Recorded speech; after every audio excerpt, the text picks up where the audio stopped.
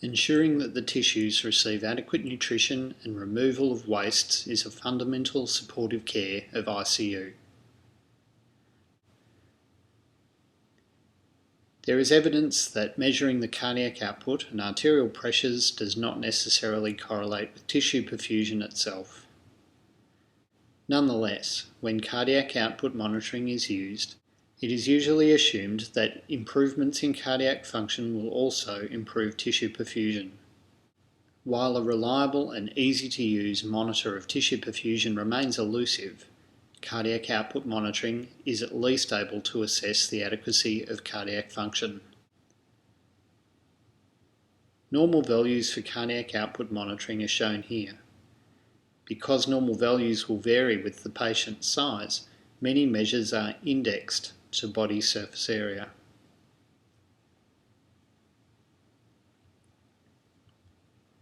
Insertion of a catheter through the right heart and into the pulmonary artery has been used for 50 years in clinical practice. Measurements of cardiac output utilise the Fick principle, and a number of techniques have been used to take advantage of this. In short, the dilution of a substance released into the circulation depends on the flow of blood that carries it.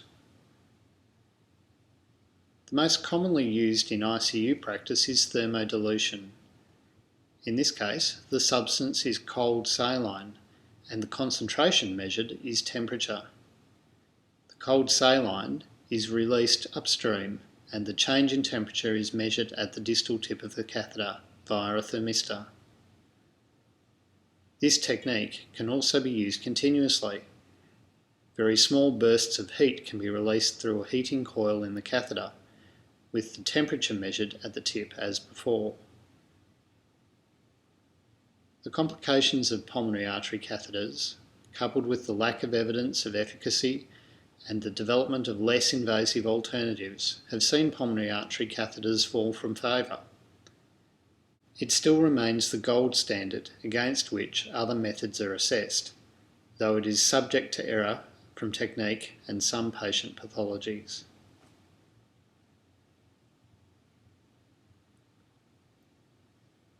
Pulse contour analysis relies on a complicated algorithm to analyse the pressure waveform generated at a peripheral arterial site. The algorithm includes assumptions based on gender, height, and weight of the patient.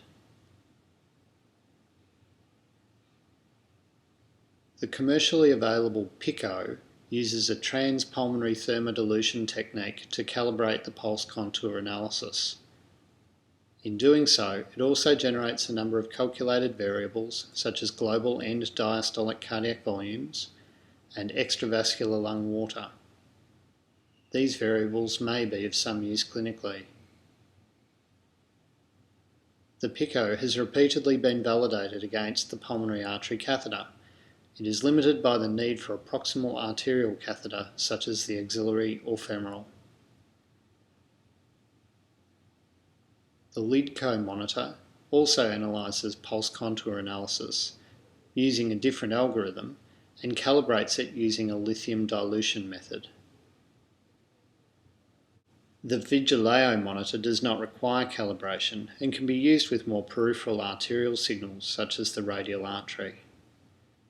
The accuracy has been less well studied compared with the PICO, but most studies indicate reasonable agreement. Agreement for all forms of pulse contour analysis continue to improve with modification of the underlying algorithms. Pulse contour analysis can generate other clinically useful variables, such as stroke volume variation, a marker of fluid responsiveness. This topic will be covered in more detail in a later module.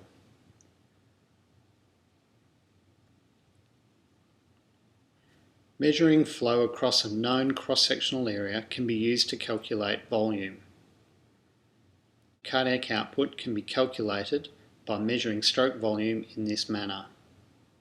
The most commonly used site is the left ventricular outflow tract. This is sometimes limited by operator skill, particularly with reproducibility, and the technique does not lend itself to continuous monitoring.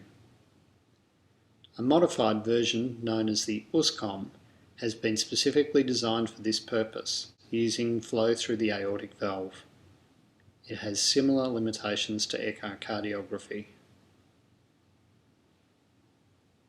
Doppler examination of flow can also be assessed in the descending aorta and can be achieved using a probe inserted into the mid-esophagus.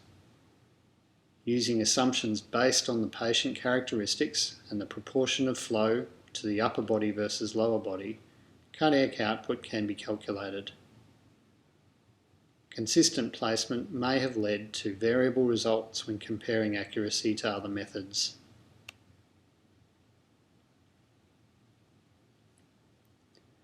An alternative way of measuring if the circulation is sufficient to support tissue requirements is to measure the oxygen extracted from the blood. Presumably, if blood flow reaches a critically low level, the tissues will be required to extract more oxygen to satisfy their requirements. Measures of venous saturations should reflect this extraction. In practice, these samples can be taken from two locations: the pulmonary artery and the right atrium. In theory, the former is more likely to be thoroughly mixed and less prone to error caused by regional flows within the right atrium. However, it also requires the insertion of a pulmonary artery catheter, something far less commonly done recently due to the higher risks of complications. The terms mixed venous oxygen saturations, or SVO2, and central venous oxygen saturations, SCVO2, are given to these values respectively. Central venous oxygen saturations are usually less than mixed venous oxygen saturations by about 2 to 3%, because the upper body extracts slightly more oxygen than the lower body as a general rule. In pathology, this relationship is unpredictable. Central venous oxygen saturations are seen as a measure of global perfusion. Values greater than 65% are thought to reflect an adequate circulation. The values can be misleading when arterial saturations are also low, or when oxygen extraction is reduced, for example in severe sepsis or cyanide toxicity where mitochondrial function is impaired. Monitoring can be performed by sampling right atrial blood from a central line using a gas machine. Recently, fibre optic catheters have been produced that can continuously measure central venous oxygen saturations. Like all cardiac output monitoring, this provides only a global view and cannot differentiate regional hyperperfusion syndromes.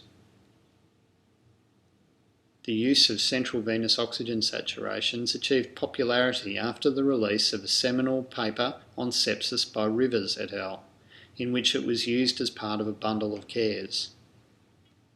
In the protocol, certain interventions were implemented to achieve hemodynamic targets with a certain time frame, known as early goal-directed therapy. The decision to monitor the cardiac output and how depends on many variables. These can include the reliability of clinical signs, additional information obtained from various methods, and the complication risks to the patient.